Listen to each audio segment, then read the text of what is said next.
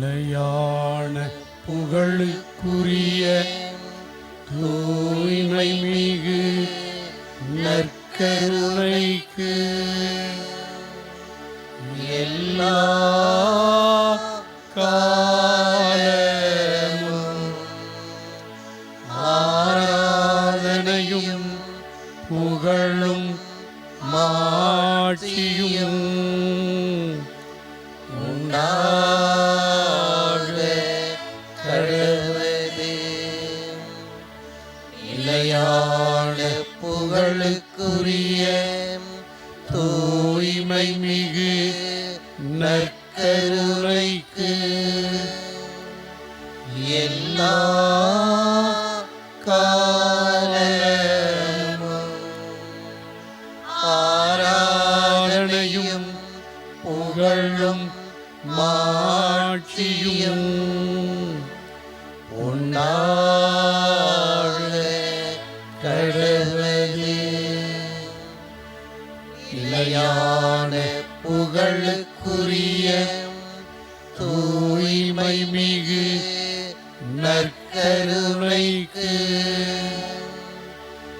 எல்லா காலமும் ஆராதனையும் புகழும் மாட்சியும் உண்டாக கடவுளே.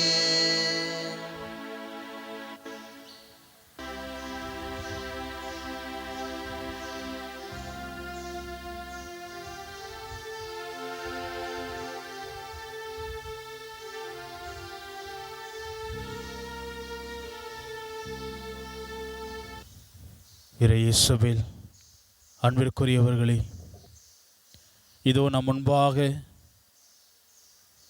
நற்கருணை ஆண்டவரான இயேசு கிறிஸ்து நம்முடைய மாதா தொலைக்காட்சி வழியாக நம் முன்பாக வீற்றிருக்கின்றார். இதை இந்த மாதா தொலைக்காட்சியை பார்த்து கொண்டு தங்களுடைய கவலைகளை எல்லாம் நினைத்து தன்னுடைய பாவங்களை எல்லாம் நினைத்து வரிந்து கொண்டிருக்கின்ற ஒவ்வொருவரையும் நம் ஆண்டவராக இயேசு கிறிஸ்து இந்த நேரத்தில் தொட இருக்கின்றார். அவர் நம்முடைய வாழ்விலை புதுமைகளை செய்ய காத்து கொண்டிருக்கின்றார். நம்முடைய பாவங்களை எல்லாம் போக்குவதற்கு தயாராக இருக்கின்றார். எப்பொழுது என்னை தேடி வருவாய் என்று இருகரம் விரித்தவராக நமக்காக காத்து கொண்டிருக்கின்றார். இதோ இந்த நேரத்திலே அப்படிப்பட்ட தெய்வத்தை நோக்கி நம்முடைய பாவங்களை நினைத்து அப்பா தந்தையே என்று சொல்லி நம்முடைய பாவங்களை எண்ணி நாம் மனம் வருந்துவோம். அவருடைய அன்பை உதறி சென்றதற்காக இந்த நேரத்திலே நாம் மனம் வருந்தி அவரோடு உறவாடி இந்த பாடல் வழியாக நம்முடைய பாவங்களை நினைத்து பார்த்து நம் ஒவ்வொருவருடைய வாழ்விலும் ஏற்பட்ட கசப்பான காரியங்களை நினைத்து பார்த்து அவரை விட்டு வெகு தொலைவிலே சென்ற தருணத்தை நினைத்து பார்த்து மன்னிப்பு வேண்டி நம்மை முழுமையாக அவருடைய பாதத்திலே அர்ப்பணிப்போம்.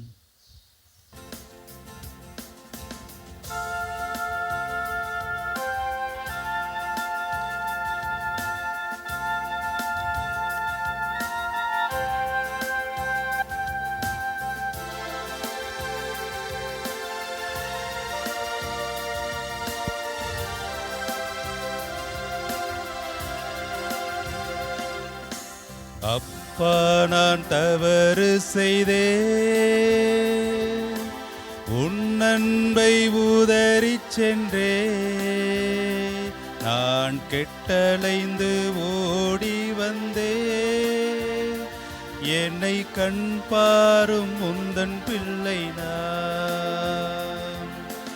அப்பா, நான் தவறு செய்தேன், உன் அன்பை உதறிச் சென்றே. நான் கெட்டலைந்து ஓடி வந்தே, என்னை கண் பாரும் முந்தன் பிள்ளை நான்.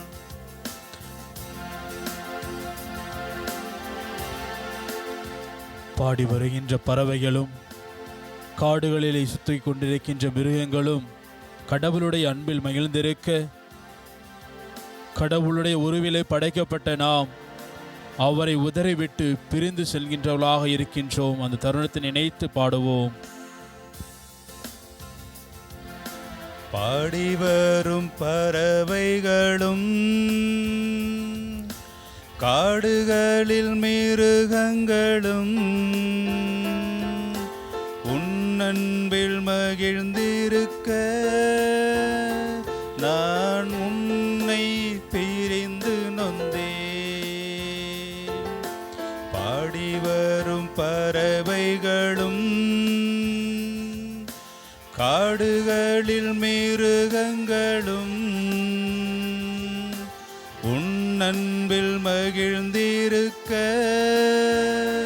நான் உன்னை பிரிந்து நொந்தேன். அப்பா, நான் தவறு செய்தேன், உன் அன்பை உதறிச் சென்றேன். நான் கெட்டலைந்து ஓடி வந்தே, என்னை கண் பாரும் முந்தன் பிள்ளை நான். அன்புக்குரியவர்களே, வாழ்வு தருகின்ற வார்த்தை நம்முடைய ஆண்டவரிடம்தானே இருக்கின்றது என்பதை மறந்தவர்களாக, பொருட்கள் பின்னும் செல்வத்தின் பின்னுமாக யார் நமக்கு உதவி செய்வார்களோ என்று எண்ணி மனிதர்கள் பின்பாக அலைந்து கொண்டிருக்கின்ற நாம், அன்பு கடவுள்தான், நற்குண வடிவில் வீற்றிருக்கின்ற கடவுள்தான் நம்முடைய புகலிடம் என்று, அப்பா தந்தையே என்று உரிமையோடு அழைத்து பாடுவோம். வாழ்வு தரும் வார்த்தை எல்லாம் நீரென்று அறிந்த பின்னே, வேறெங்கு நான் போவே, எந்தன் புகழிடம் நீரே அப்பா. வாழ்வு தரும் வார்த்தை எல்லாம் நீரென்று அறிந்த பின்னே, வேறெங்கு நான் போவே, எந்தன் புகழிடம் நீரே அப்பா. அப்பா, நான் தவறு செய்தேன், உன் அன்பை உதறிச் சென்றேன். நான் கெட்டலைந்து ஓடி வந்தே, என்னை கண் பாரும் முந்தன் பிள்ளை நான்.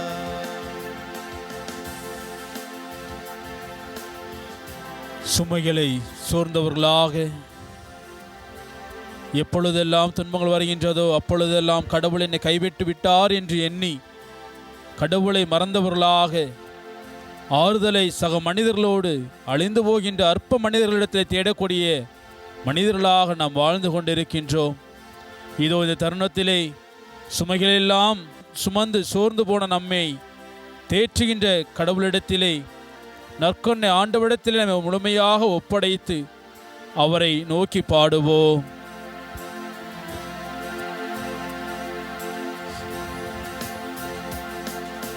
சுமைகளில் சோர்ந்தோரே, என்னிடத்தில் வாருமென்றி, அந்த ஆறுதல் வார்த்தை என்னை உன்னிடத்தில் ஈர்த்ததையா. சுமைகளில் சோர்ந்தோரே, என்னிடத்தில் வாருமென்றி, அந்த ஆறுதல் வார்த்தை என்னை உன்னிடத்தில் ஈர்த்ததையா. அப்பா, நான் தவறு செய்தேன், உன் அன்பை உதறிச் சென்றேன். நான் கெட்டலைந்து ஓடி வந்தே, என்னை கண் பாரும் முந்தன் பிள்ளை நான். அப்பா நான் தவறு செய்தே, உன் அன்பை உதறிச் சென்றே, நான் கெட்டளைந்து ஓடி வந்தே, என்னை கண் பாரும் உந்தன் பிள்ளை நான்.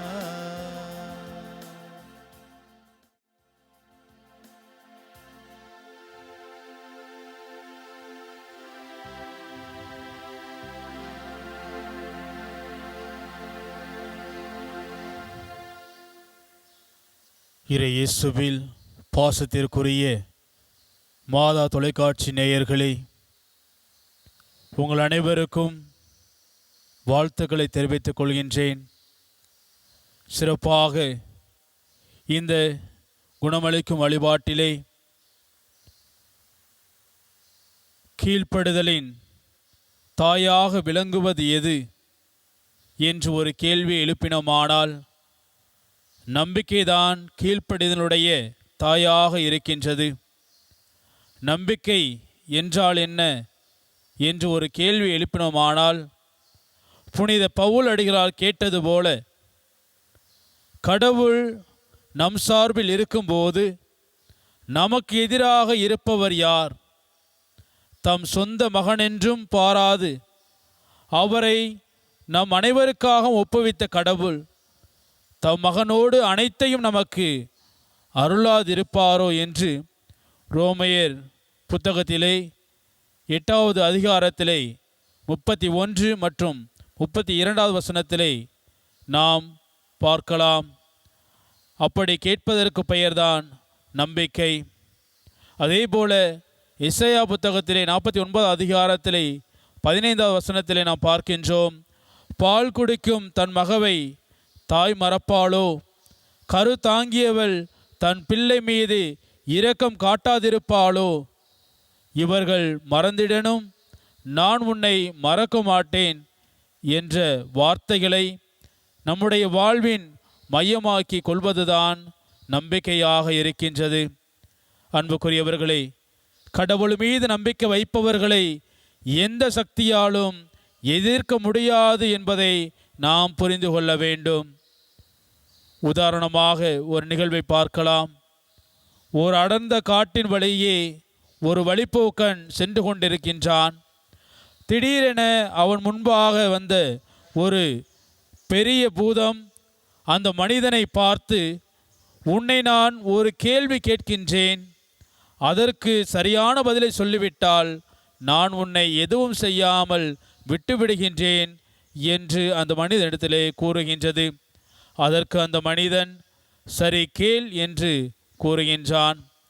அந்த பூதம் அவனை பார்த்து, இந்த உலகத்திலேயே மிகவும் பலம் வாய்ந்த மனிதன் யார் என்ற கேள்வியை எழுப்புகின்றது. அந்த மனிதன் சிறிதும் யோசிக்காமல், கடவுள் மீது முழு நம்பிக்கை வைத்திருப்பவனே இந்த உலகத்திலேயே பலம் வாய்ந்த மனிதன் என்று பதில் கூறினானாம். அதை கேட்டதும் அந்த பூதம், இவன் மீது கை வைத்தால் என் மீது கடவுள் கை வைத்து விடுவார் என்று சொல்லிவிட்டு அந்த இடத்தை விட்டு மறைந்து போனதாம்.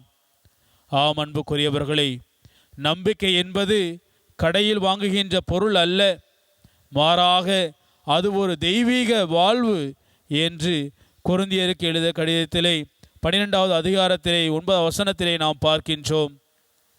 அதேபோல லூக்கா நற்செய்தி 11வது அதிகாரத்திலே 9 முதல் 13 உள்ள வசனங்களை பார்த்தோமானால், கேட்பவர்களுக்கு கொடுக்கப்படும் என்ற வசனமானது நமக்கு சுட்டி காட்டுகின்றது.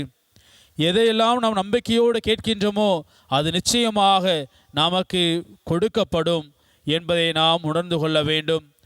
நம்முடைய மனதிலே நம்பிக்கை விதை முளைக்குமானால், அது செடியாக வளருமானால், அச்செடியில் கீழ்ப்படிதல் என்னும் மலர்வது உறுதி என்பதை நாம் புரிந்து கொள்ள வேண்டும்.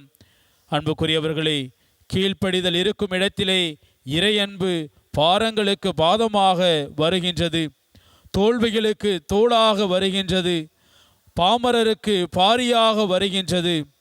இறை அன்பு அது நிழலை நிஜமாக்குகின்ற அன்பு, சோதனையை சாதனையாக்குகின்ற அன்பு, துயரத்தை மகிழ்ச்சியாக்குகின்ற அன்பு என்பதை நாம் உணர வேண்டும். விசுவாசத்தால் மலைகளை அசைக்கலாம், பெயர்க்கலாம், அகற்றலாம் என்பதை நாம் விவிலியத்திலே பார்க்கின்றோம்.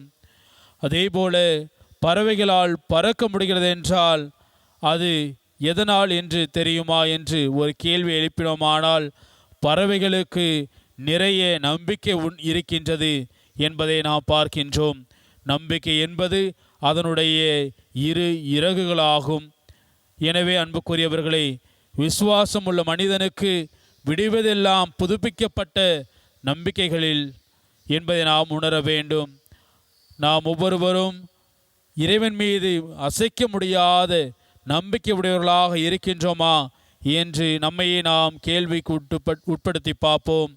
ஏனென்றால் தொடக்க காலத்திலிருந்து பார்க்கின்றோம், பழைய ஏற்பாட்டிலே ஆபிரகாம், ஈசாக்கு, யாக்கோப்பு, ரூத்து, யோபு, தாவீது, சாலமோன் போன்ற கடவுளின் எண்ணற்ற நபர்கள் கடவுளை நம்பியதால் தங்களுடைய வாழ்வை பெற்று கொண்டார்கள் என்று நாம் பார்க்கின்றோம். குறிப்பாக யோபுவின் வாழ்விலே அத்தனை துயரங்களையும் அடுக்கடுக்காய் அணிவகுத்து நின்ற போதும் கடவுள் மீது கொண்ட நம்பிக்கையில் நிலைத்து நிற்கின்றார் என்பதை நாம் பார்க்கின்றோம். அதனால் தான் அவர் அனைத்தையும் பல மடங்கு திரும்ப பெற்று கொண்டார். எவற்றையெல்லாம் இழந்தாரோ அவற்றையெல்லாம் பல மடங்காக அவர் திரும்ப பெற்று கொண்டார் என்பதை நாம் பார்க்கின்றோம். எனவே தளராத நம்பிக்கையுடன் ஆண்டவர் இயேசுவை நாடி தேடி வந்த அனைவரும் குணம் பெற்று செல்கின்றனர் என்பதை நாம் பார்க்கின்றோம். நற்செய்தியிலே யாரெல்லாம் நம்பிக்கையோடு இயேசுவை தேடி வந்தார்களோ, யாரெல்லாம் நம்பிக்கையோடு அப்பா, தந்தையே, தாவீதின் மகனே எனக்கு இரங்கும் என்று சொல்லி இயேசுவை அழைத்தார்களோ அவர்கள் எல்லாரும் குணம் பெற்றதை நாம் பார்க்கின்றோம். எனவே இந்த அவசர காலத்திலே நாம் ஓடிக்கொண்டிருக்கின்ற இந்த உலகத்திலே, அழிந்து போகின்ற இந்த உலகத்திலே நாம் எதை தேடிக் கொண்டிருக்கின்றோம்? மனிதர்களிடத்தில் இருக்கின்ற செல்வத்தை தேடிக்கொண்டிருக்கின்றோமா? அல்லது மனிதர்களுடைய உறவு இருந்தால் எனக்கு போதும், அவர்கள்தான் எனக்கு பலம் என்று நாம் நினைத்து கொண்டிருக்கின்றோமா? அல்லது நம்மிடமே பணம் இருந்தால் போதும், எதையும் என்னால் சாதிக்க முடியும் என்று நாம் நினைத்து கொண்டிருக்கின்றோமா? எதன் மீது நம்முடைய நம்பிக்கை இருக்கின்றது என்பதை சிந்தித்து பார்ப்போம். பல வேளைகளிலே மனிதர்கள் மேல்தான் நாம் நம்பிக்கை வைத்திருக்கின்றோம். ஆனால் துன்பங்கள் என்று வருகின்ற பொழுது, கவலைகள் என்று ஏற்படுகின்ற பொழுது அவர்கள் நம் ஒவ்வொருவரையும் தனியாக விட்டு ஓடிவிடுகின்றார்கள். தனியாக அனாதையாக நாம் பல நேரங்களிலே கைவிடப்படுகின்றோம். ஆனால் நற்கொன்னை ஆண்டவர் இயேசு கிறிஸ்து நம்மை ஒருபோதும் கை நெகிழ்வது கிடையாது. நீர் யார் என்று எனக்கு தெரியாது என்று சொல்வது கிடையாது. அவர் நம் ஒவ்வொருவரையும் எப்பொழுதும் எதிர்பார்த்து கொண்டிருக்கின்றவராக, நம்மை தேடி வரக்கூடிய தெய்வமாக அவர் இருக்கின்றார். இருகரம் விரித்து எப்பொழுதும் என்னை நோக்கி வருவாய் என்று அவர் நமக்காக காத்து கொண்டிருக்கின்றார் என்பதை நாம் பார்க்கின்றோம்.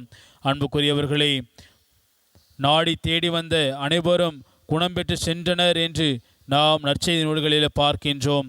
எனவே யானைக்கு தும்பிக்கை பலமாய் இருப்பது போல நம்முடைய துயர நேரங்களில் நாம் பெற்றுள்ள இறை நம்பிக்கைதான் நமக்கு பலமாக இருக்கின்றது என்பதை நாம் உணர்வு வேண்டும். எப்பொழுது நாம் இறைவன் மீது அசைக்க முடியாத நம்பிக்கை வைக்கின்றோமோ அந்த நம்பிக்கைதான் நம்முடைய வாழ்விலை அதிசயங்களை, புதுமைகளை செய்ய கூடியதாக இருக்கின்றது. எனவே நாம் ஒவ்வொருவரும் இறைவன் மீது அசைக்க முடியாத நம்பிக்கை கொண்டு வாழ இந்த நேரத்திலே முழந்தாள் படியிட்டு மன்றாடுவோம். இறைவனை விட்டு சென்ற தருணத்திற்காக மனம் வருந்துவோம். அவருடைய அருளையும் ஆசிரையும் நிறைவாக பெற்று அவரோடு இணைந்து வாழக்கூடிய, அவருடைய மக்களாக வாழக்கூடிய பேச்சினை பெற இந்த நேரத்திலே நாம் தொடர்ந்து மன்றாடுவோம். ஆண்டவர் உங்களோடு இருப்பாராக. ஆன்மாவோடும் இருப்பாராக. மார்க்கு எழுதிய தூய நற்செய்தியிலிருந்து வாசகம். ஆண்டவரே, மாட்சி உமக்கே. அதிகாரம் 5, இறை வசனங்கள் 24 முதல் 34 வரை. பெருந்திரளான மக்கள் அவரை நெருக்கிக் கொண்டே பின்தொடர்ந்தனர். அப்போது 12 ஆண்டுகளாய் இரத்தப்போக்கினால் வருந்திய பெண் ஒருவர் அங்கு இருந்தார். அவர் மருத்துவர் பலரிடம் தமக்கு உள்ள இதெல்லாம் செலவழித்தும் ஒரு பயனும் அடையாமல் மிகவும் துன்பப்பட்டவர். அவர் நிலைமை வர வர மிகவும் கேடுற்றது. அவர் இயேசுவை பற்றி கேள்விப்பட்டு மக்கள் கூட்டத்துக்கு இடையில் அவருக்கு பின்னால் வந்து அவரது மேலுடையை தொட்டார். ஏனெனில் நான் அவருடைய ஆடையை தொட்டாலே நலம் பெறுவேன் என்று அப்பெண் எண்ணிக்கொண்டிருந்தார். தொட்டவுடனே அவருடைய இரத்தப்போக்கு நின்று போயிற்று. அவரும் தம் நோய் நீங்கி நலம் பெற்றதை தம் உடலில் உணர்ந்தார். உடனே இயேசு தம்மிடமிருந்து வல்லமை வெளியேறியதை தம்முள் உணர்ந்து மக்கள் கூட்டத்தை திரும்பி பார்த்து, என் மேலுடையை தொட்டவர் யார் என்று கேட்டார்.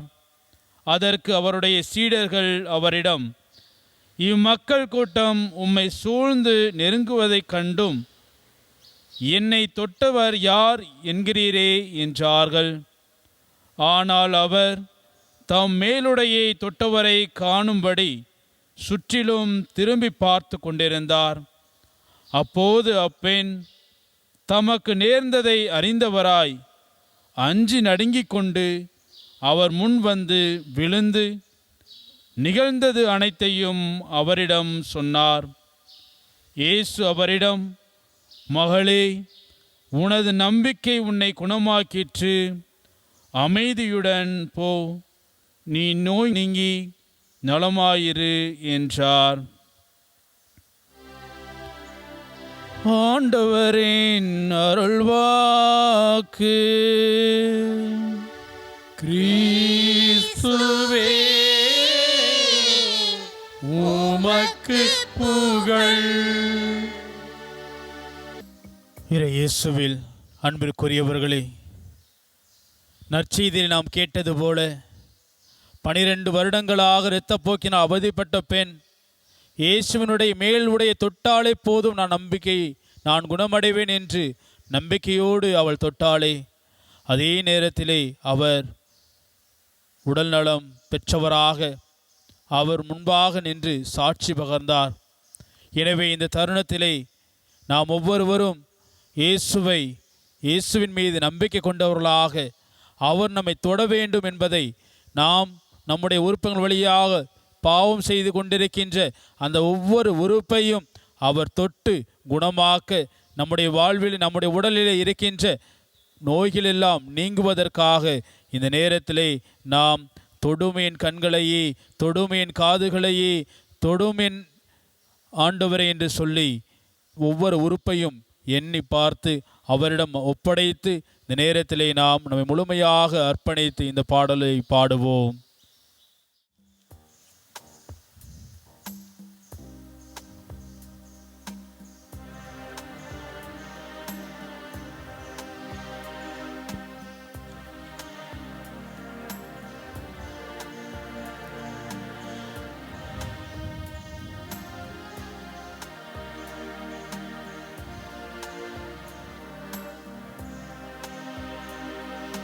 தொடும் என் கண்களையே உம்மை நான் காண வேண்டுமே, இயேசுவே உம்மையே நான் காண வேண்டுமே. இதோ இந்த நேரத்திலே நம்முடைய காதுகளை ஆண்டவரிடத்தில் ஒப்படைப்போம். அவருடைய வார்த்தைகளை கேட்டு அவருடைய வார்த்தைகளுக்கு செவி கொடுக்காமல் யார் யாரெல்லாம் புரணி பேசுகின்றார்களோ, மற்றவர்களை பற்றி குறை சொல்கின்றார்களோ, மற்றவர்கள் பெயரை கெடுக்க பேசுகின்றார்களோ, அதற்கு நம்முடைய செவிகளை கொடுத்ததற்காக இந்த நேரத்தில் மனம் வருந்துவோம். நம்முடைய காதுகளை ஆண்டவருடைய வார்த்தைகளை கேட்க, அவருடைய குரலை கேட்க நம்மை அர்ப்பணிப்போம். தொடும் என் காதுகளை உன் குரல் கேட்க வேண்டுமே. இயேசுவே உம் குரலை கேட்க வேண்டுமே. இதோ இந்த நேரத்திலே நம்முடைய நாவினை ஆண்டவரிடத்தில் ஒப்புக் கொடுப்போம். நம்முடைய நாவினாலே நாம் செய்த பாவங்களை எல்லாம் நினைத்து பார்த்து மற்றவர்களை பற்றி இல்லாதவை பொல்லாதவை எல்லாம் பேசியதற்காக மனம் வருந்துவோம். தீய வார்த்தைகளை பேசியதற்காக மனம் வருந்துவோம். நம்முடைய நாவின் வழியாக இயேசுவினுடைய புகழை பாட நம்முடைய நாவினை அவருடைய பாதத்திலே ஒப்புக் கொடுத்து நேரத்தில் நாம் மன்றாடுவோம். தோடும் என் நாவினையே உன் புகழ் பாட வேண்டுமே. இயேசுவே உம் புகழை பாட வேண்டுமே. இதோ இந்த தருணத்திலே நம்முடைய கைகளை அவருடைய பாதத்திலே ஒப்புக் கொடுப்போம். ஆண்டவருடைய பாதத்தில் நம்முடைய கரங்களை ஒப்புக் கொடுப்போம். அவருடைய பணிகளை செய்வதற்கு, மற்றவர்கள் உதவி செய்வதற்கு நம்முடைய கரம் பயன்படுத்தப்படாமல் தீய செயல்களுக்காக பயன்படுத்தப்பட்ட அந்த தருணத்தை நினைத்து பார்த்து மனம் வருந்துவோம். நம்முடைய கரங்களை அவருடைய பணியை செய்யக்கூடிய கரங்களாக மாற்றிட இந்த நேரத்திலே நம்முடைய கரங்களை ஒப்புக் கொடுத்து அவரை நோக்கி பாடுவோம். தொடும் என் கைகளை உன் பணி செய்ய வேண்டுமே. இயேசுவே உம் பணி நான் செய்ய வேண்டுமே. இதோ இந்த தருணத்திலே நம்முடைய மனதில் இருக்கின்ற காயங்களை ஆற்றுவதற்கு நம்முடைய மனம் திறந்தவர்களாக இறைவனுடைய பாதத்திலே நம்மை முழுமையாக ஒப்புக் கொடுப்போம். பல நேரங்களை தீமைகளை மற்றவர்களுக்கு நினைத்து நம்முடைய மனதினை புண்படுத்தியதற்காகவும் மற்றவர்கள் நம்மை காயப்படுத்தியதற்காகவும் இந்த நேரத்திலே நாம் நம்மை முழுமையாக ஒப்புக் கொடுப்போம். ஆண்டவர் தொடுகின்ற பொழுது நம்முடைய இனமானது, நம்முடைய மனமானது மனப்புண்கள் ஆற்றப்படக்கூடியதாக இருக்கும். இயேசுவிற்கு ஏற்ற மனமாக நம்முடைய மனம் மாற அவரை நோக்கி பாடுவோம். தோடும் என் மனதினையே மனப்புண்கள் ஆற்ற வேண்டுமே. இயேசுவே மனப்புண்கள் ஆற்ற வேண்டுமே. இது இந்த நேரத்திலே ஆண்டவர் நம் ஒவ்வொருடைய உடலினையும் தொடுகின்றார். நம்முடைய உடலிலே இருக்கின்ற வியாதிகளை அவர் அற்புதமாக குணப்படுத்த போகின்றார் என்ற உணர்வோடு அவரை நோக்கி நம்முடைய உடலை ஒப்புக் கொடுத்து பாடுவோம். தோடும் என் உடலினையே உடல் நோய்கள் தீர வேண்டுமே. இயேசுவே உடல் நோய்கள் தீர வேண்டுமே.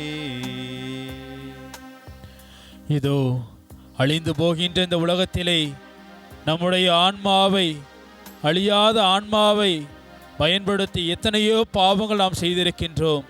இந்த அழிந்து போகின்ற செல்வங்களுக்காக நாம் பாவம் செய்திருக்கின்றோம்.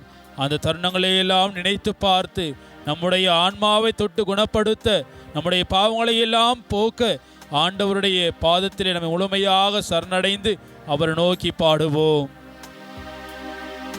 தோடும் என் ஆன்மாவையே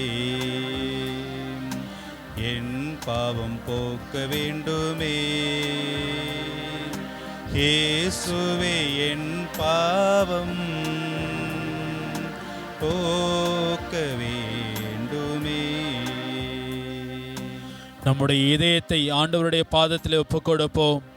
நம்முடைய இதயத்திலே நாம் யார் யாரையெல்லாம் அன்பு செய்தோம், எதற்காக அன்பு செய்தோம் என்பதையெல்லாம் நினைத்து பார்ப்போம். பல வேளைகளில் சுயநலத்தோடு மற்றவர்களை அன்பு செய்வது போல நடித்த தருணங்களுக்காக இந்த நேரத்திலே மன்னிப்பு வேண்டுவோம்.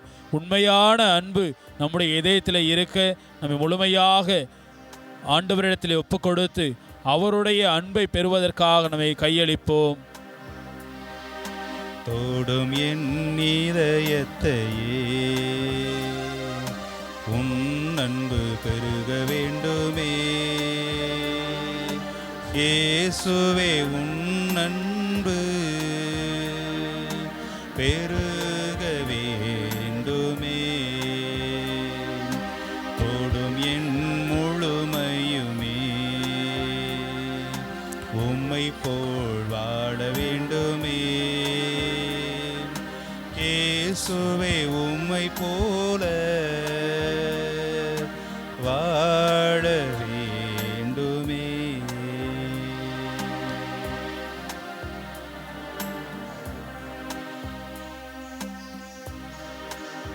இந்த தருணத்திலே நற்கொன்னை ஆண்டவரை உற்று நோக்குவோம்.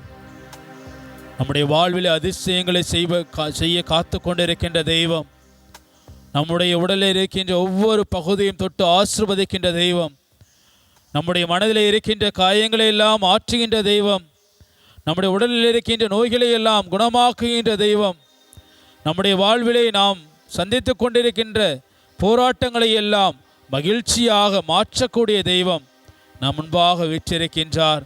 இதோ இந்த மாதா தொலைக்காட்சி வழியாக நம்முடைய வாழ்விலை புதுமைகளை செய்ய காத்து கொண்டு இருக்கின்றார். நம்பிக்கையோடு இவரை நோக்கி மன்றாடுவர் எல்லாம் நிச்சயமாக அவருடைய வாழ்விலை புதுமையை கண்டு கொள்ளக்கூடியவர்களாக இருக்கின்றார்கள். கடுகளவு நம்பிக்கை இருந்தால் போதும், நம்முடைய வாழ்விலை எதையும் நாம் பெற்றுக்கொள்ள முடியும் நம் நற்கொன்னை ஆண்டவரிடத்திலே. எனவே இந்த தருணத்திலே நம்மை முழுமையாக சரணடைவோம், நம்மை முழுமையாக ஆண்டவருடைய பாதத்தில் ஒப்பு கொடுத்து ஜெபிப்போம். நம்முடைய வாழ்விலே இருக்கின்ற தீய சக்தியிலிருந்து விடுதலை கிடைக்க, நம்முடைய வாழ்விலே இருக்கின்ற துன்பங்களிலிருந்து நாம் மகிழ்ச்சி பெற இந்த நேரத்திலே நம்மை முழுமையாக ஒப்பு கொடுத்து இந்த குணமளிக்கும் வழிபாட்டிலே கலந்து கொள்வோம். நாம் ஒவ்வொருவரும் மனதிலே நம்முடைய குடும்பங்களிலே இருக்கின்ற பிரச்சனை, நம்முடைய உள்ளங்களில் இருக்கின்ற பிரச்சனை, நம்மை சுற்றி இருக்கின்ற உற்ற உறவினர்களிடத்தில் இருக்கின்ற பிரச்சனை, நம் நண்பர்களிடையே இருக்கின்ற பிரச்சனை எல்லாம் நினைத்து கவலைப்பட்டு கொண்டிருக்கின்ற இந்த தருணத்திலே நாம் ஒவ்வொருவரும் முழுமையாக ஆண்டவரிடத்தில் நம்பிக்கை கொண்டவராக அவருடைய பாதத்திலே அர்ப்பணித்து நம்மை முழுமையாக சரணடைவோம். அவரிடத்தில் சரணடைகின்ற பொழுது நம்முடைய வாழ்வு நிச்சயமாக மகிழ்ச்சியான வாழ்வாக மாறும். துன்பங்கள் எல்லாம் விலக்கப்படும், நோய்கள் எல்லாம் குணப்படுத்தப்படும் என்பதை நாம் உறுதியாக நம்ப வேண்டும். எவ்வாறு 12 ஆண்டுகளாக இரத்தப்போக்கினால் அவதிப்பட்ட பெண் அவருடைய மேலுடையை தொட்டால் போதும் நான் குணமடைவேன் என்ற நம்பிக்கையோடு தொட்டாலோ, அதே போல இந்த நேரத்திலே நாம் நம்ம ஆண்டவர் இயேசு கிறிஸ்துவை உற்று நோக்குவோம். அப்பா இயேசுவே, என்னுடைய வாழ்விலே புதுமைகளை செய்யும் வேண்டுமே என்று நாம் மன்றாடுவோம். இந்த நேரத்திலே நாங்கள் படுகின்ற துன்பங்களை எல்லாம் உம்முடைய பாதத்தில் ஒப்பு கொடுக்கின்றோம். அப்பா, எங்களுடைய வாழ்விலே புதுமைகளை செய்யும். யார் யாரோ வாழ்விலே புதுமைகளை பெற்றதாக நாங்கள் கேள்விப்படுகின்றோம், நாங்கள் அதை நம்புகின்றோம். அப்பா, உம்முடைய வார்த்தை வாழ்வு தருகின்ற வார்த்தை, உம்முடைய வல்ல செயல்களாலே எங்களுடைய வாழ்வு மாறும் என்று நாங்கள் நம்புகின்றோம் என்று அவரிடத்திலே உரக்க மன்றாடுவோம். அவருடைய உதவியின்றி நம்மால் எதுவும் செய்ய முடியாது என்பதை உணர்ந்தவர்களாக அவரிடத்திலே நம்ம முழுமையாக சரணடைவோம். இதோ நம் ஆண்டவராக இயேசு கிறிஸ்து நம்முடைய வாழ்விலே பல புதுமைகளை செய்ய காத்து கொண்டிருக்கின்றார், பல வரங்களை அள்ளித்தர காத்து கொண்டிருக்கின்றார். இதோ நம் ஆண்டவர் இயேசு கிறிஸ்து, என் தந்தை என் மீது அன்பு கொண்டுள்ளது போல நானும் உங்கள் மீது அன்பு கொண்டுள்ளேன், என் அன்பில் நிலைத்திருங்கள் என்று யோவான் நற்செய்தியிலே 15ஆம் அதிகாரத்திலே 9ஆம் வசனத்திலே கூறுகின்றார். கடவுள் நம்மீது அன்பு கொண்டவராக இருக்கின்றார். நாம் தான் அவரை விட்டு வெகு தொலைவிலே சென்றிருக்கின்றோம். நாம் தான் அவருடைய அன்பை புரிந்து கொள்ளாத அற்ப மனிதர்களாக வாழ்ந்து கொண்டிருக்கின்றோம். நாம் தான் அவருடைய அன்பினுடைய ஆழத்தை உணராமல் சக மனிதர்களோடு இருக்கின்ற உறவிலே மகிழ்ந்து கொண்டிருக்கின்றோம்.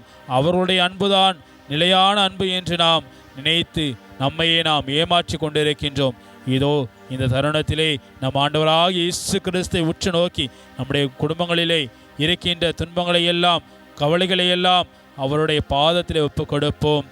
அப்பா இயேசுவே, நான் உங்களிடம் அன்பு கொண்டிருப்பது போல நீங்களும் ஒருவர் மற்றவரிடம் அன்பு கொண்டிருக்க வேண்டும் என்று நீர் கட்டளை கொடுத்தீரே, ஆனால் எங்களால் மற்றவரை அன்பு செய்ய முடியவில்லை, எங்களால் மற்றவருடைய வளர்ச்சியை பார்த்து கொண்டு அமைதியாக இருக்க முடியவில்லை, மற்றவர்களுடைய திறமைகளை கண்டு நாங்கள் அவர்களை பாராட்டாமல் இருந்து கொண்டிருக்கின்றோம்.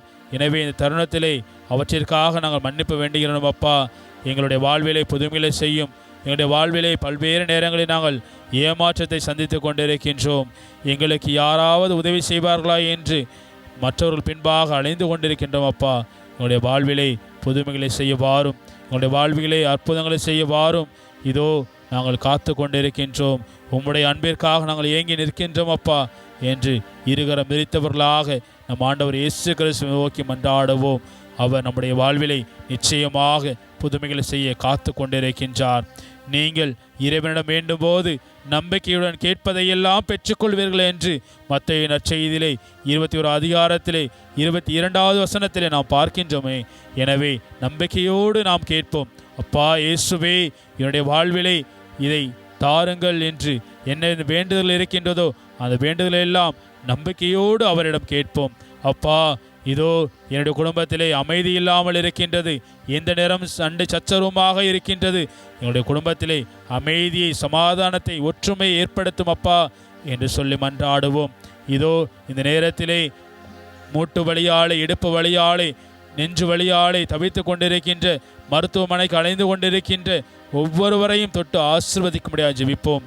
இதோ நம்முடைய வாழ்விலே எப்பொழுதெல்லாம் இந்த வழி வருகின்றதோ அப்பொழுதெல்லாம் கடவுள் இருக்கின்றாரா என்ற கேள்வி கேட்கின்ற மனிதர்களாக நாம் இருக்கின்றோம்.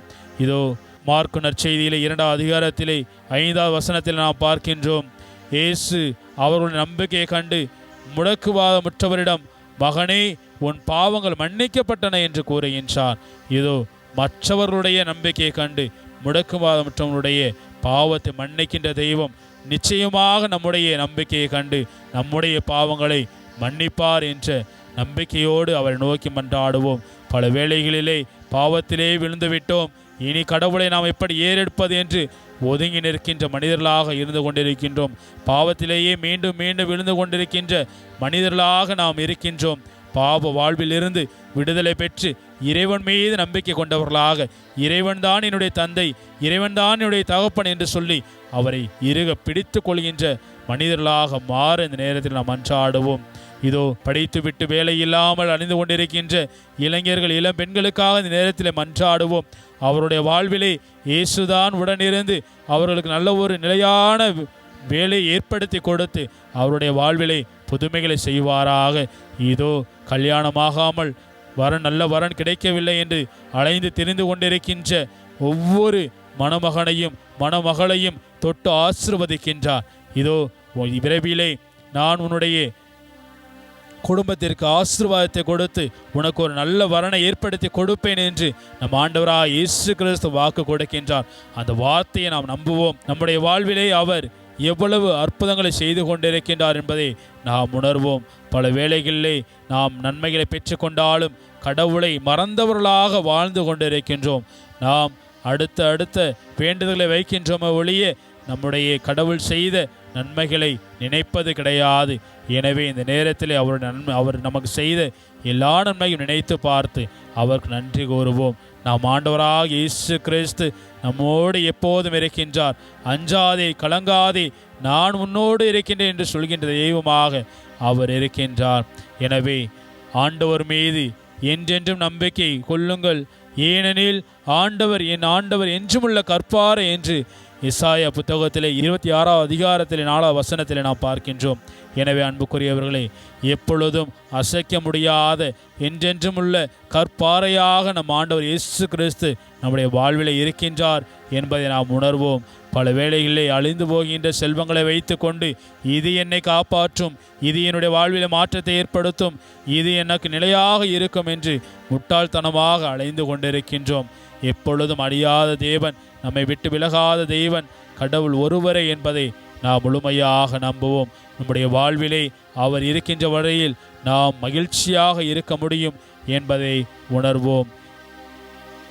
சாலமோன் ஞான நூலிலே பார்க்கின்றோம் 3வது அதிகாரத்திலே 9வது வசனத்திலே, அவரை நம்புவோர் உண்மையை அறிந்து கொள்வர், அன்பில் நம்பிக்கை கொள்வோர் அவரோடு நிலைத்திருப்பர், அருளும் இரக்கமும் அவர் தேர்ந்து கொண்டோர் மீது இருக்கும் என்று நாம் பார்க்கின்றோம். எப்பொழுது நம்மை அவர் தேர்ந்து கொண்டவராக நாம் செயல்படுகின்றோமோ அப்பொழுது நிச்சயமாக அவருடைய அருளும் இரக்கமும் அன்பும் நம்மோடு என்றும் இருக்கும் என்பதை நாம் உணர வேண்டும். இதோ அன்புக்குரியவர்களை, இந்த நேரத்திலே பல்வேறு தேவைகளோடு நாம் வேண்டிக் கொண்டிருப்போம். பல்வேறு விண்ணப்பங்களை அவருடைய பாதத்திலே எடுத்து கூறிக்கொண்டிருப்போம். அந்த நேரம் அந்த வேண்டுதலை எல்லாம் நிச்சயமாக அவர் நம்முடைய வாழ்விலை புதுமைகளை செய்து ஆசீர்வாதத்தை பொழிந்து கொண்டிருக்கின்றார் என்பதை நாம் உணர்வோம். அவர் நம் ஒவ்வொருவரையும் தொட்டு கொண்டிருக்கின்றார். நம்முடைய உடலில் இருக்கின்ற நோய்களை எல்லாம் தொட்டு கொண்டிருக்கின்றார். அற்புதமாக சுகப்படுத்தி கொண்டிருக்கின்றார் என்பதை நாம் நம்புவோம். அவருடைய வார்த்தைகளை நம்புகின்ற நாம் நிச்சயமாக வாழ்வடைவோம், நிலையான வாழ்வை பெறுவோம் என்பதை நாம் முழுமையாக நம்புவோம். இவ்வாறு 12 ஆண்டுகளாக இரத்தப்போக்கினால் அவதிப்பட்டு கொண்டிருந்த அந்த பெண்ணுடைய நம்பிக்கையை கண்டு அவருடைய வாழ்விலை புதுமை செய்தாரோ அதே போல இருகரம் விரித்தவராக காத்து கொண்டே நம்முடைய தெய்வம் நம்முடைய நம்பிக்கையை கண்டு அவர் நம்முடைய வாழ்வை தொட்டு ஆசிர்வதிக்க காத்து கொண்டிருக்கின்றார். எனவே நம்பிக்கையோடு எப்பொழுது நாம் இறைவனை நோக்கி மன்றாடுகின்றோமோ, எப்பொழுது நம்பிக்கையோடு அவருடைய பாதத்தில் வந்து நிற்கின்றோமோ நிச்சயமாக நம்முடைய வாழ்வானது மாற்றப்படும். நாம் நம்பியது நிச்சயமாக கிடைக்கும் என்பதை நாம் புரிந்து கொள்ள வேண்டும். இதோ மார்க்கு நற்செய்தியிலே பார்க்கின்றோம் 10வது அதிகாரத்திலே 52வது வசனத்திலே, நீர் போகலாம், உமது நம்பிக்கை உம்மை நலமாக்கிற்று என்று கூறுகின்றார். உடனே அவர் மீண்டும் பார்வை பெற்று அவரை பின்பற்றி அவருடன் வழிநடந்தவராக அவர் இருக்கின்றார் என்பதை நாம் பார்க்கின்றோம். எனவே அன்புக்குரியவர்களே, நாம் ஒவ்வொருவரையும் அவர் பார்க்கின்றார். நம் ஒவ்வொருவரையும் பார்த்து நீர் போகலாம், உமது நம்பிக்கை உம்மை குணமாக்கிற்று என்று கூறுகின்றார். எப்பொழுது அவர் மீது ஆழமான அசைக்க முடியாத நம்பிக்கை வைத்திருக்கின்றோமோ அப்பொழுது நம்முடைய வாழ்விலை புதுமைகளை செய்யக்கூடிய தெய்வமாக அவர் இருக்கின்றார் என்பதை நாம் புரிந்து கொள்ள வேண்டும்.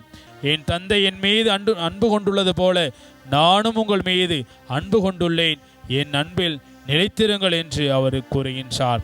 எப்பொழுது அவருடைய அன்பை நாம் பெறுகின்றோமோ அப்பொழுது நாம் அன்பில் நிலைத்திருக்கக்கூடிய இரக்கமுடைய மனிதர்களாக நாம் மாறுகின்றோம்.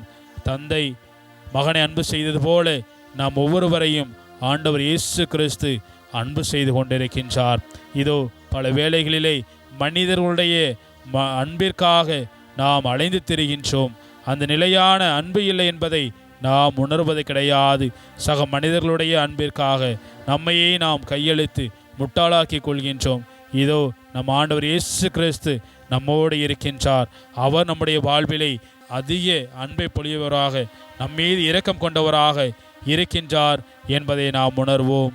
இதோ இந்த தருணத்திலே நம்முடைய மனதில் இருக்கின்ற காயங்களை எல்லாம் ஆற்றும்படியாக பகை உணர்வை எல்லாம் சமாதானப்படுத்தக்கூடியவராக நம் ஆண்டவர் இருக்கின்றார் என்பதை உணர்வோம். நம்முடைய வாழ்விலே யார் யார் மீதெல்லாம் நாம் கோபம் கொண்டிருக்கின்றோமோ, யார் யார் மீதெல்லாம் நாம் பகை கொண்டிருக்கின்றோமோ அவர்களிடத்தெல்லாம் சமாதானம் செய்யக்கூடிய மனிதர்களாக நாம் மாறுவோம். தீயோருக்கு அமைதி இல்லை என்று எசாயா புத்தகத்திலே 48வது அதிகாரத்திலே 22வது வசனத்திலே பார்க்கின்றோம்.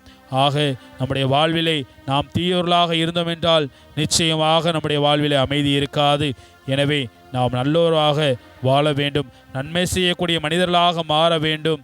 இதோ லூக்கா நற்செய்தியிலே பார்க்கின்றோம், ஆண்டவரே உமது சொற்படி உம் அடியான் என்னை இப்போது அமைதியுடன் போகச் செய்கிறீர் என்று சொல்கின்ற அந்த வார்த்தைக்கு ஏற்ப நாம் ஒவ்வொருவரும் அமைதியாக செல்வோம். அமைதியை பெற்றவராக, சமாதானத்தை பெற்றுக்கொண்டவராக, அன்பினை பெற்றுக்கொண்டவராக, குணத்தை பெற்றுக்கொண்டவராக, சுகத்தை பெற்றுக்கொண்டவராக இந்த நேரத்திலே இந்த நற்கொடை ஆண்டவரிடத்திலே நம்மை முழுமையாக ஒப்பு கொடுத்து நம்பிக்கையோடு மன்றாடுவோம். அவர் நம்முடைய வாழ்விலை புதுமைகளை செய்ய காத்து கொண்டிருக்கின்றார். நம்ம ஒவ்வொருவரும் தொட்டு ஆசீர்வதித்து கொண்டிருக்கின்றார். இதோ அப்பா இயேசுவே, என்னுடைய வாழ்விலே இருக்கின்ற துன்பங்களை எல்லாம் நீர் அறிவீர் என்று சொல்லி அவரிடத்திலே நம்மை சரணடைவோம். நாம் எப்பொழுது அவரிடத்தில் சரணடைகின்றோமோ அப்பொழுது நிச்சயமாக அவர் நம்மை தேற்றக்கூடியவராக, நம்முடைய காயங்களை எல்லாம் ஆற்றக்கூடியவராக, நம்முடைய மனப்புண்களை எல்லாம் ஆற்றக்கூடியவராக அவர் இருக்கின்றார். எனவே இந்த தருணத்திலே நம் ஆண்டவர் இயேசு கிறிஸ்துவை நோக்கி உற்று பார்த்து, அப்பா இயேசுவே ஆசீர்வதியும் ஆசீர்வதியும் என்று மன்றாடுவோம். அவர் நம்மை தொட்டு ஆசீர்வதிக்கின்ற போன்றது எல்லா வரங்களுமாக, எல்லா கொடைகளுமாக நமக்கு கொடுக்கப்படுகின்றது. இதோ அன்பு இல்லாதவர்களுக்கு அன்பை கொடுக்கின்றவராக, இரக்கம் இல்லாதவர்களுக்கு இரக்கத்தை கொடுக்கக்கூடியவர்களாக, மன்னிப்பு இல்லாதவர்களுக்கு மன்னிப்பை கொடுக்கக்கூடிய தெய்வமாக நம் ஆண்டவராக இயேசு கிறிஸ்து இருக்கின்றார். உடல்நலம் குன்றிய ஒவ்வொருவரையும் தொட்டு ஆசீர்வதித்த அதே தெய்வம் உங்களை தொட்டு ஆசீர்வதித்து கொண்டிருக்கின்றார். உங்களுடைய உடலில் இருக்கின்ற வாதைகள் அனைத்தையும் போக்கி கொண்டிருக்கின்றார். உங்களுடைய மனதில் இருக்கின்ற காயங்கள் அனைத்தையும் ஆற்றி கொண்டிருக்கின்றார். இதோ இந்த தருணத்திலே நம்மை முழுமையாக இறைவன் ஆட்கொண்டிருக்கின்றார் என்பதை உணர்வோம். அவருடைய பிரசன்னத்திலே நாம் இருக்கின்றோம் என்பதை உணர்வோம். நம்முடைய வீடு முழுவதுமாக, நம்முடைய குடும்பம் முழுவதுமாக இறைவனுடைய பிரசன்னம் இருக்கின்றது என்பதை உணர்வோம். இதோ மாதா தொலைக்காட்சி வழியாக ஆண்டவருடைய பிரசன்னம் உங்களுடைய வீடு முழுவதுமாக நிறைந்திருக்கின்றது என்பதை உணர்வோம். அப்பொழுதுதான் அவருடைய உணர்வை, அவருடைய பிரசன்னத்தை நம்மால் உணர்ந்து கொள்ள முடியும். அவர் நம்மோடு இருக்கின்றார், நமக்காக எதையும் செய்ய காத்து கொண்டிருக்கின்றார், நம்முடைய வாழ்விலே புதுமைகளை செய்து கொண்டிருக்கின்றார் என்பதை நம்மால் உணர முடியும். எனவே எனக்கு நலமாக வேண்டும், என்னுடைய உடல் நலம் குணமாக வேண்டும், என்னுடைய நோய்கள் எல்லாம் நீங்க வேண்டும் என்று பல்வேறு மருத்துவமனைகளை தேடி அலைந்து கொண்டிருக்கின்ற நமக்கு இதோ அற்புதமான சுகத்தை கொடுக்கின்றார். இதோ வாழ்வு தருகின்ற வார்த்தையை அவர் கொடுத்து நம்முடைய வாழ்விலை புதுமைகளை செய்து கொண்டிருக்கின்றார். அவர் நம்மை தொட்டு ஆசீர்வதிக்கின்றார், அவர் தொட்டு நம்மை ஆசீர்வதிக்கின்றார். இதோ இந்த தருணத்திலே நம்மை முழுமையாக அவருடைய கரத்திலே ஒப்புக் கொடுப்போம். அவரை நோக்கி மன்றாடுகின்ற பொழுது யாரும் வெறுங்கையராக திரும்பி சென்றதாக சரித்திரம் இல்லை. எனவே நம்பிக்கையோடு வேண்டுவோருக்கு நிச்சயமாக குணம் கொடுக்கப்படும், நிச்சயமாக அவர்களுடைய கேட்ட வரங்கள் கொடுக்கப்படும் என்பதிலே எந்த ஒரு சந்தேகமும் இல்லை. எனவே அன்புக்குரியவர்களே, நான் உன்னோடு இருக்கின்றேன், அஞ்சாதே என்று சொல்லி நாம் ஒவ்வொருவரையும் தேற்றக்கூடிய தெய்வமாக நம்முடைய நற்கொன்னை ஆண்டவர் இயேசு கிறிஸ்து இருக்கின்றார். எனவே இந்த தருணத்திலே அவரிடமே நம்மை முழுமையாக ஒப்புக் கொடுப்போம். அவர் நம்மை ஆட்கொள்கின்றார், அவர் நம்மை தொட்டு ஆசீர்வதித்து கொண்டிருக்கின்றார், அவர் நம்முடைய உடலில் இருக்கின்ற வாதைகள் அனைத்தையும் போக்கி கொண்டிருக்கின்றார், நம்முடைய மனப்புண்களை ஆற்றி கொண்டிருக்கின்றார் என்பதை நாம் உணர்வோம். நம்முடைய வாழ்விலே இயேசு ஒருவர் மட்டுமே அற்புதமாக நம்முடைய வாழ்விலே எப்பொழுதும் நிலையாக இருந்து நம்மை கரம் பிடித்து வழிநடத்துகின்ற தெய்வம். எப்பொழுதெல்லாம் நாம் உலக காரியங்கள் பின்னால் சென்றாலும் நமக்காக இருகரம் எரித்தவராக எந்த நேரத்திலும் காத்து கொண்டிருக்கிற தெய்வமாக நம் ஆண்டவர் இயேசு கிறிஸ்து இருக்கின்றார். எனவே இந்த தருணத்திலே அவரை முழுமையாக, அவர் மீது நம்பிக்கை கொண்டவராக, அவர் மீது நம்முடைய கண்களை பதிய வைத்து நம்மை முழுமையாக ஒப்புக் கொடுத்து ஜெபிப்போம்.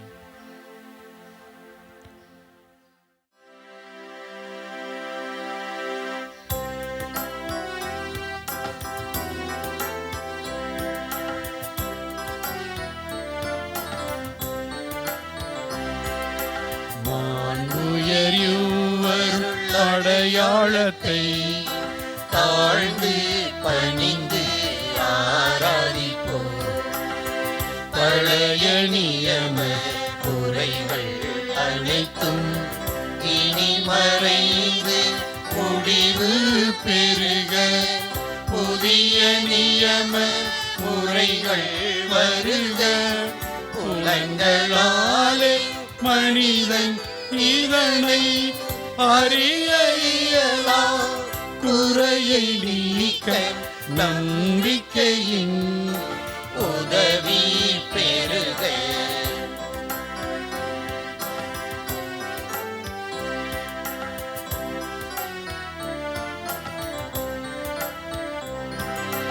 தந்தையவர்க்கும் மகனவர்க்கும் புகழ்ச்சியோடு வெற்றியாக்கும். மீட்பின் பெருமை மாட்சிமையோடு வலிமை வாழ்த்து யாவுமாக. இருவரிடமாய் வருகின்றவராம் தூய ஆவி யானவர்க்கும் அளவில்லாத சமப்புகழ்ச்சி இன்றுமே உண்டாகுக.